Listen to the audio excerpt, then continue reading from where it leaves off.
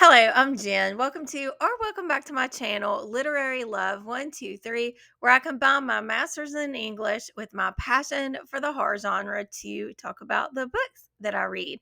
Today's video is the book club picks for summer and fall of 2025. I run two book clubs. One is the Literary Love Book Club, and the other is the Southern Stories Society Book Club that I run along with my friend Travis. And we do alternating months for the book club. So, after this quick intro, I'll be right back to talk about the books that we have planned for the rest of 2025.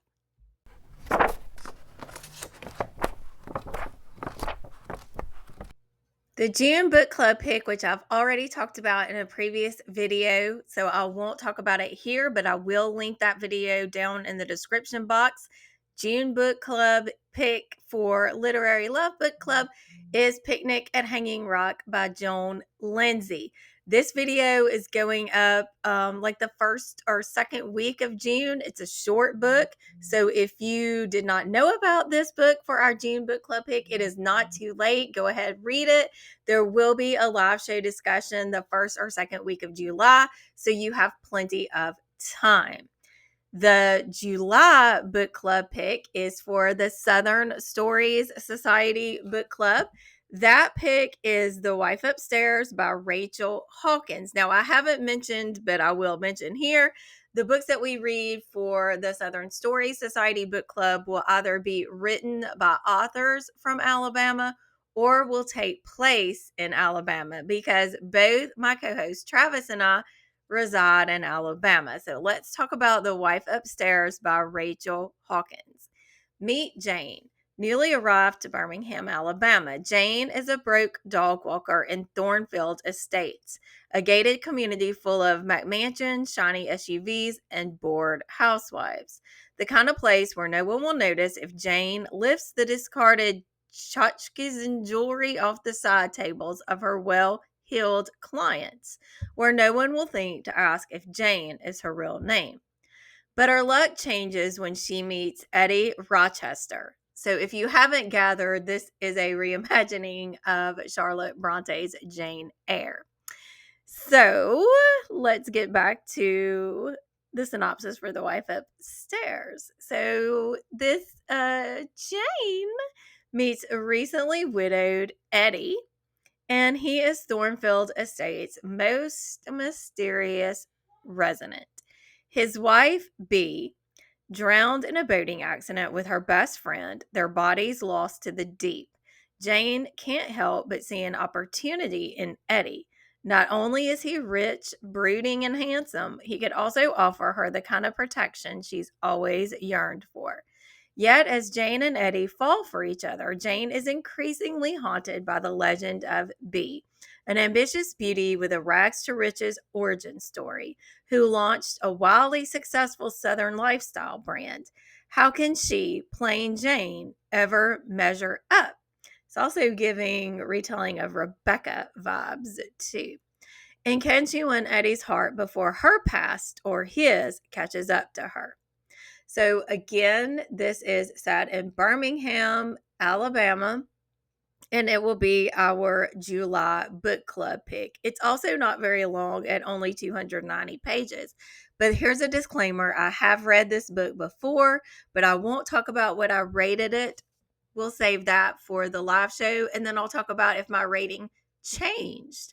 So let's move on then to the book club pick for August, and that is going to be the Literary Love book club pick for Nathan Ballengrad's Crypt of the Moon Spider.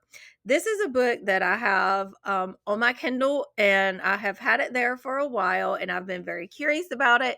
So I decided to go ahead and add that to our book club selections. So let's talk about it. Crypt of the Moon Spider is a dark and dreamy tale of horror, corruption, and identity spun into the stickiest of webs. Years ago, in a cave beneath the dense forest and streams on the surface of the moon, a gargantuan spider once lived. Its silk granted its first worshippers immense faculties of power and awe. It's now 1923, and Veronica Brinkley is touching down on the moon for her intake at the Barrowfield Home for Treatment of the Melancholy, a renowned facility. Dr. Barrington Cole's invasive and highly successful treatments have been lauded by many, and they're so simple. All it takes is a little spider silk in the amygdala, maybe a strand or two in the prefrontal cortex, and perhaps an inch in the hippocampus for near evisceration of those troublesome thoughts and ideas. But trouble lurks in many a mind at this facility, and although the spider's been dead for years, its denizens are not. Someone or something is up to no good, and Veronica just might be the cause. That one again is for the Literary Love Book Club, which will be taking place in August. The September book club pick, we go back to the Southern Society's book club for Boys of Alabama. Let's talk about this book and find out what it is about. So, this book is written by Genevieve Hudson, and this is the synopsis. In this bewitching debut novel, a sensitive teen newly arrived in Alabama falls in love, questions his fate, and navigates a strange power. While his German parents don't know what to make of a South pining for the past, Sean Max thrives in the thick heat. Taken in by the football team, he learns how to catch a spiraling ball, how to point a gun, and how to hide his innermost secrets. Max already expects some of the raucous behavior of his new American friends, like their insatiable hunger for the fried and cheesy and their locker room talk about girls. But he doesn't expect the camaraderie or how quickly he would be welcomed into their world of basement beer drinking. In his new canvas pants and thickening muscles, Max feels like he's playing dress up. That is, until he meets Pan, the school witch, in physics class. Pan in his all black, Pan with his goth choker and the gel that made his hair go straight up. Suddenly, Max feels seen, and the pair embarks on a consuming relationship. Max tells Pan about his supernatural powers, and Pan tells Max about the snake poison initiations of the local church. The boys, however, aren't sure whose past is darker and what is more frightening.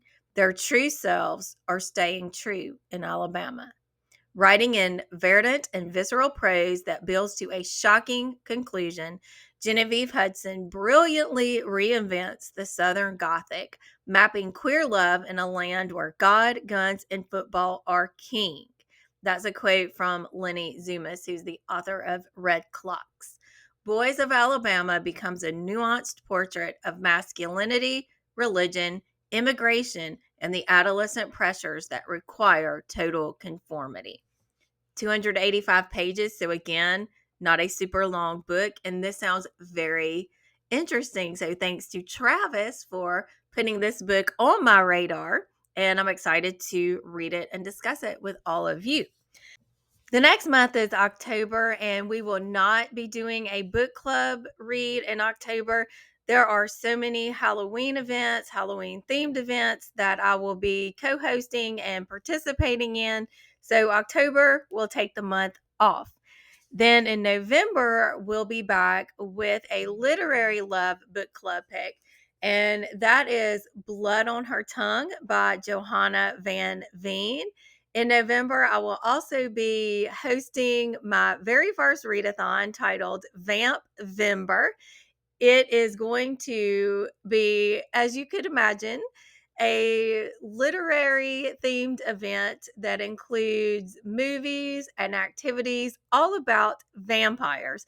So, not only is Blood on Her Tongue going to be the literary love book club pick for November, it is also going to be the group read for Vamp Vember. So, let me talk about Blood on Her Tongue by Johanna Van Veen. The Netherlands, 1887. Lucy's twin sister, Sarah, is unwell. She refuses to eat, mumbles nonsensically, and is increasingly obsessed with a centuries old corpse recently discovered on her husband's grand estate. The doctor has diagnosed her with temporary insanity caused by a fever of the brain. To protect her twin from a terrible fate in a lunatic asylum, Lucy must unravel the mystery surrounding her sister's condition. But it's clear her twin is hiding something. Then again, Lucy is harboring secrets of her own, too. Then the worst happens. Sarah's behavior takes a turn for the strange. She becomes angry and hungry. Lucy soon comes to suspect that something is trying to possess her beloved sister. Or is it madness?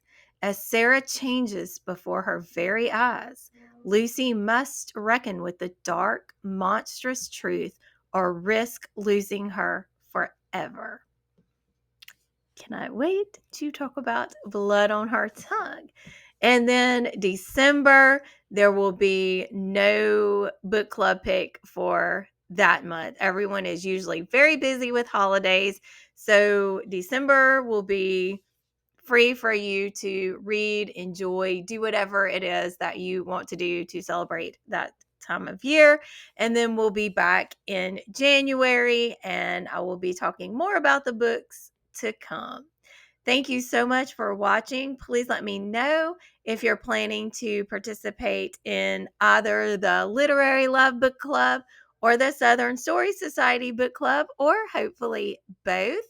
I would definitely appreciate it if you would hit that like, subscribe, hit that bell so we can keep talking about books that we read. Thank you again so much for watching, and I will see you in the next video.